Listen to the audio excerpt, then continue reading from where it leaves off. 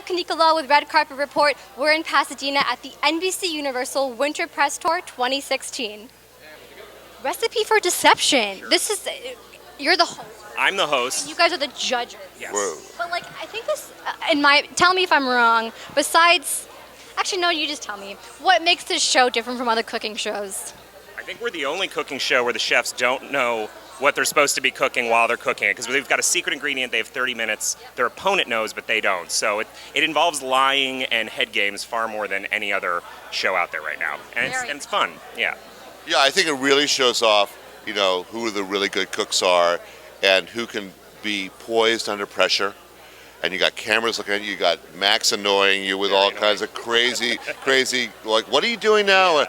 But it really is the two truths and a lie that your opponent has thrust at you, and you're trying to discern it while you're cooking. So you could go totally to the right side, and you should have gone left. You should have bip when you bopped, and you didn't do it. And you don't know until the last 5 minutes. So that's the tricky part. Contestants, what do you think? How do they deal with that truth and a lie? I mean, do you encourage them to follow their instincts? Is it all about really trusting your inner gut? What is it that they're learning through this? We saw a lot of different strategies. I mean, some people were just kind of like, I don't know, I'm just going to cook a lot of things. I'm going to make a pasta, I'm going to do this. We had some people that are like, I think I can read the other person. I know they thought they could read the lies. Good poker players. Yeah. We had one guy that came in, he had a whole system devised of questions that he's like, with these questions, there's no way they can outwit my lie because I'm going to trap them. If it's vegan, it can't be a protein. Like, he had a whole thing and he still didn't win. He was like, I'd worked it out. He had a flow chart. You never know, yeah. It's hard to cook a dish in 30 minutes, let alone not know your ingredient, and having somebody in front of you competing against you. It's a hot mess, and people put out some of the greatest dishes I've ever had, and at the same time some of the worst dishes I've ever had. So yeah, I mean, as judges, you guys are eating a bunch of good stuff, but also sometimes crap. I mean, do you ever get sick? Well, there was a point where I was kind of dubious about swallowing that food, but it's like the greatest audition in the world, though. You're on camera. You've got to look good. You've got to cook good, and you've got to guess your ingredient.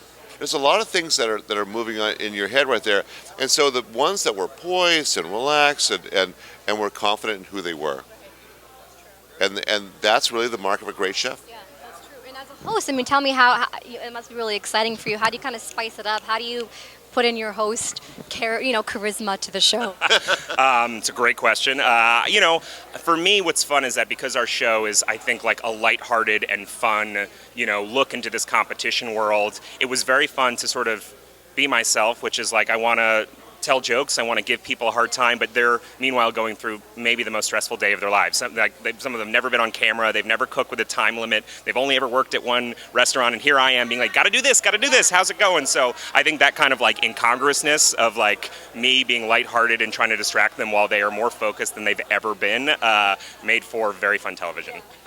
It's a good balance. And also, you taught him the word dank, apparently. Is there any more vocabulary like that in the show we can look forward to? Yeah, I know, there's a lot. This guy drops constant. Apparently, I'm like the king of one-liners on the show. I got this guy to learn dank. I'm busting out culinary boners and stuff like that. Yeah.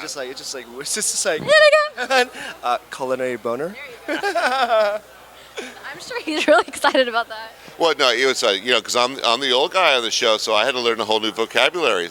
But I get and I think the chemistry between the three of us is what really helps the show, because I think that it was lighthearted and funny, but also we had that element of seriousness and competitiveness. So all those factors really work well. So you got tension, you got fun, you got don't sweat it, but it's money at stake. So there's a lot of components here that really shows who the really good ones are, and you can tell right away. At home you'll know, and it's funny to see how the drama unfolds. The special guest king of one-liners we had, though, was Josh Altman from $1 Million Listing LA came on. I don't know if he's got a team of writers behind him. He had never judged food before. He would get a dish and be like, guys, this dish is like a house. Great foundation, but the exterior's not there. That's why it's not a buy. And we'd be like, where is this coming from? Yeah. Right, A lot of years on reality TV. He knows what to do. Yeah. You guys seem like an amazing trio. I cannot wait for the show. So all the best to you guys. Hey guys, thank you so much for watching this video. If you like it, make sure to give it a big thumbs up, subscribe for a lot more interviews, and comment below. Let me know which new show you're really excited to see this season.